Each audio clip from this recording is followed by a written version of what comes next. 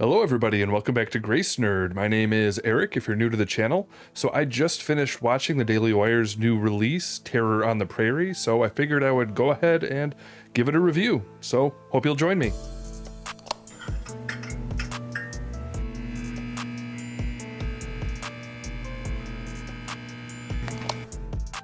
So if you're new to the channel and you're unaware of what I do here, I generally focus on Christian theology or commentary on culture from a Christian worldview or talk about the Christian life. So if you enjoy that sort of thing, then make sure that you go ahead and subscribe or hit the notification bell.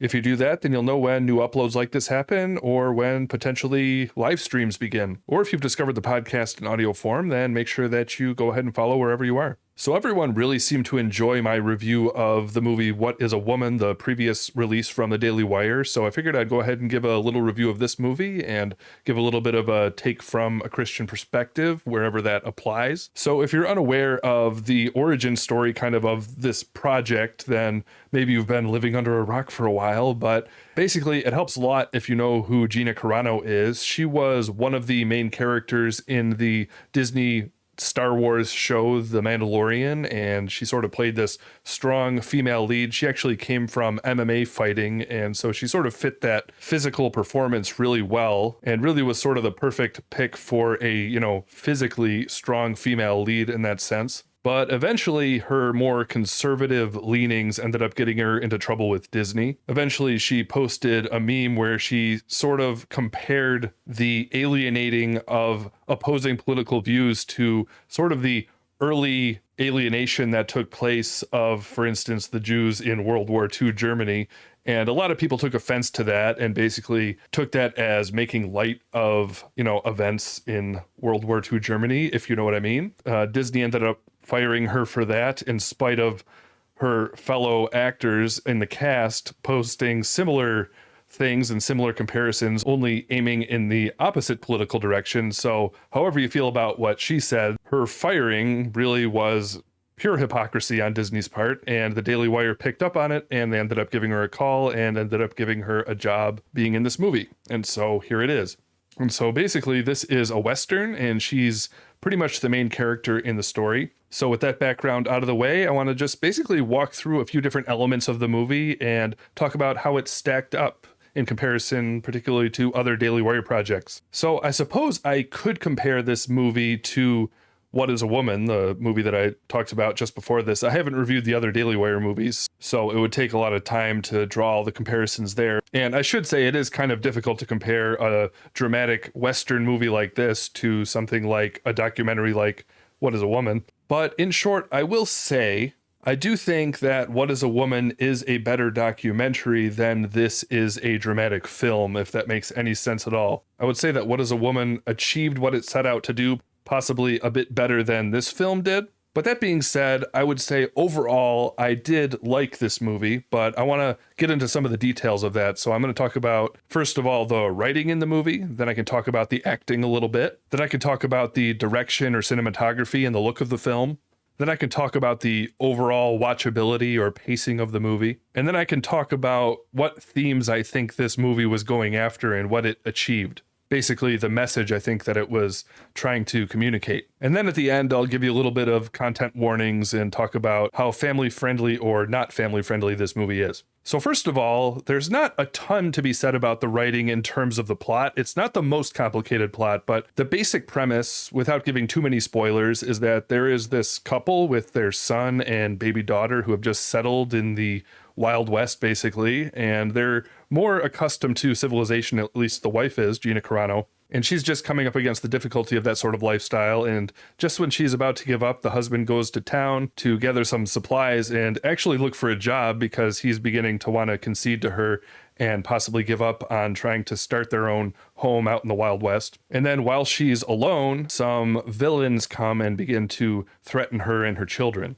This is very much in keeping, I'd say, with the dramatic themes of previous Daily Wire movies where there actually is a strong female lead, but it seems that what the Daily Wire tries to do is that they try to draw out the strength in their female characters, but they try to do so in a more realistic way where the female character isn't necessarily physically going around and beating up grown men, but she maintains her femininity and she ends up using her wits and other skills in order to outsmart the villains while still having that feminine vulnerability.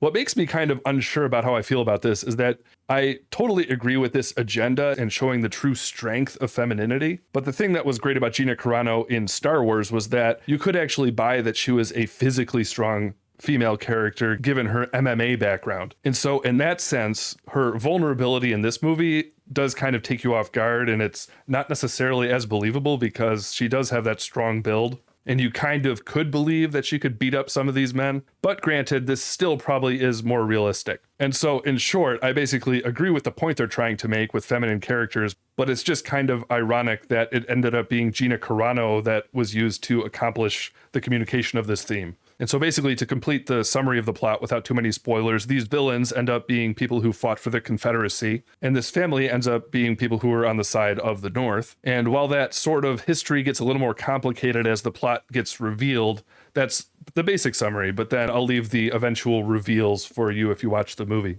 And so now we can talk about the acting. The acting, I'd say, overall is really solid. I'd say the best performance probably comes from the main villain, although pretty much all the other actors, including the child actors, did really well, although one of them's a baby. That's another thing I'll say about the Daily Wire movies so far, particularly with Shut-In, which I have not reviewed yet. Let me know if you want me to. But what's amazing is the directing of infants or small babies. It's actually kind of disturbing when you think about what they possibly had to do. I think for the most part, they used sound effects for the crying of the baby in this movie, but in Shut-In, there was a crying baby where it was all really authentic, and you realize that acting is, that quote unquote acting is really real. That baby was really crying, and you wonder how they, achieved some of those scenes without, disturbing the baby for life in some way. It's really something. But then we come down to Gina Carano. I think I don't want to, offend big Gina Carano fans who really want to support the Daily Wire here, but I don't think it's a secret that she's not really an Oscar-winning actress. And, Star Wars didn't require that level of acting from her. She played her part really well insofar as she accomplished what was required of her. In this movie, I'd say they used her really well for the most part. She plays a much more understated role for the most part, and I'd say when her role is played in an understated way, it works really well. But when she starts to branch beyond that into the more dramatic scenes, the more she pushes it, the more it kind of lost me at some points. So yeah, there were a few moments where I felt I was kind of pulled away from the movie a little bit thinking about that. But comment below. If you watched the movie, let me know how her acting worked for you. Next, we could talk about the directing and cinematography. I'd say this movie looks great. It holds up, I'd say, alongside many other Western movies. The scenery's awesome. The shots are beautiful. And I would say that particularly when the weather's really rough in the movie, you really feel it. When it's cold, it feels really cold. When it's hot, it feels hot. You really kind of get a feel for what's going on in every shot. So I'd say the directing for me was pretty top-notch. Next, we could talk about the pacing and the watchability of the movie overall. I'd say that the movie sort of plays itself off as more of a slow burn towards the beginning. And something I'll mention here is that actually there's no music in the movie, so that's really interesting. At least there wasn't any that I can remember. And I'd say for the most part that works. Although I'd say towards the second half of the movie, I think there were some parts that possibly could have used some music. It did begin to feel a bit slow. And that's kind of strange because the second half of the movie is really where a lot of the action kicks in and where it's supposed to be much more suspenseful. But this is also where the movie possibly lost me a little bit as well, in that you're supposed to feel really tense and really feel things speed up towards the second half of the movie. But this is actually where I started to feel things drag a little bit. I think maybe they could have trimmed things down a little bit, but I would have to really think about it to figure out where they could have cut things out, but I'm not an expert on that. And when you bring all this together, I could talk again about the writing a little bit. There's a few points toward, I'd say, the end of the movie with the villains where you have to suspend your disbelief a little bit. There were a few parts of the movie where I felt that the characters' decision-making didn't make a lot of sense, but then the writing would come through and there would be a few plot points explained where then the character decisions actually do make a little bit more sense, particularly the decisions of the villains.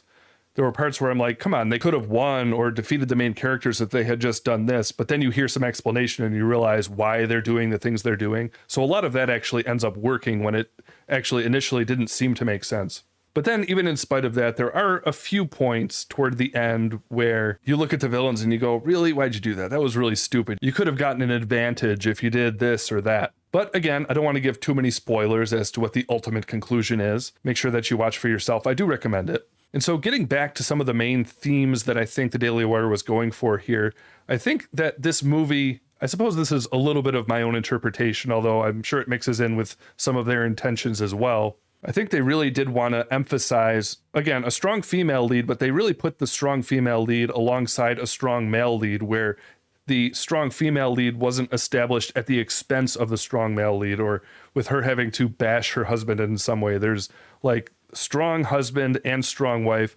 but then you see the necessary steps that the wife has to take when the strong male lead is not there to defend her. But this isn't done in a way where the strong male lead is shown as being unnecessary or trying to prove a point in some way regarding that. You really see sort of that longing for the strong male lead to return.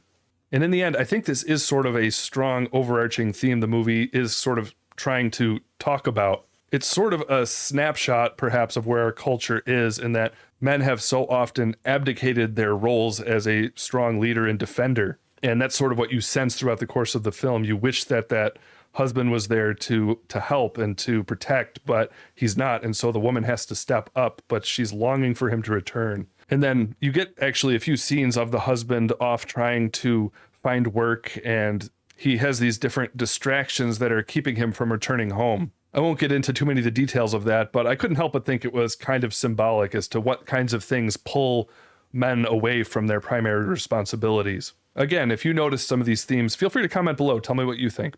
And so finally, I'll talk about content warnings a little bit. There is some pretty strong violence in this movie and some pretty strong gore. The movie kind of opens with it. I'll go ahead and spoil at least the first scene. You actually see a man get scalped right on camera, and it's pretty nasty. And there's some similar levels of violence a couple times throughout the movie, although most of it's just gunfighting. But there's a few scenes where you see some pretty exquisite pain taking place on screen, and so trigger warning insofar as that goes. And that's primarily, I'd say, what earns the movie its mature rating is the violence, although there is, I'd say, slight sexual content, not strong at all. There's no nudity, but there is, for instance, a scene with a brothel with some scantily clad women. And I'd say the movie doesn't glorify this. It plays it in a relatively realistic way, and it actually plays it as a negative thing, although you could still argue how much of that should really be necessarily put on screen, even if you're trying to establish a good theme.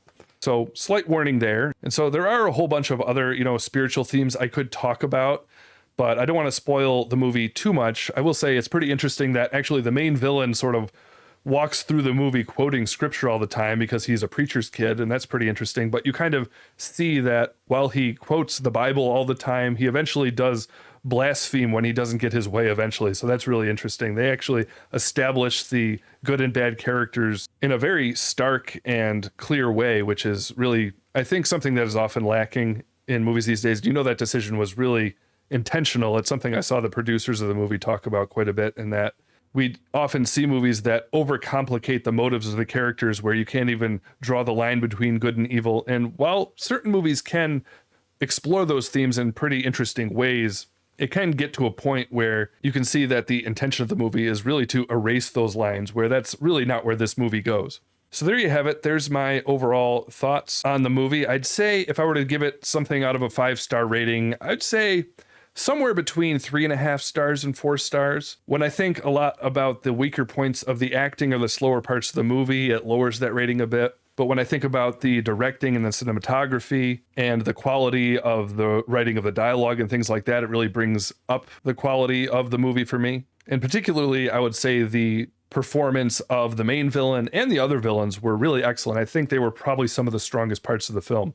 So there's my thoughts. If you found them helpful, or if you watched the movie and you agree, disagree, want to add your comments, please do. Again, though, if you enjoyed the video, make sure that you leave a like and go ahead and subscribe if you're new to the channel, and go ahead and hit the notification bell, again, if you want to know when new uploads happen. Again, my name is Eric. This is Grace Nerd, and I hope to see you around in the next video. Thank you so much for stopping by.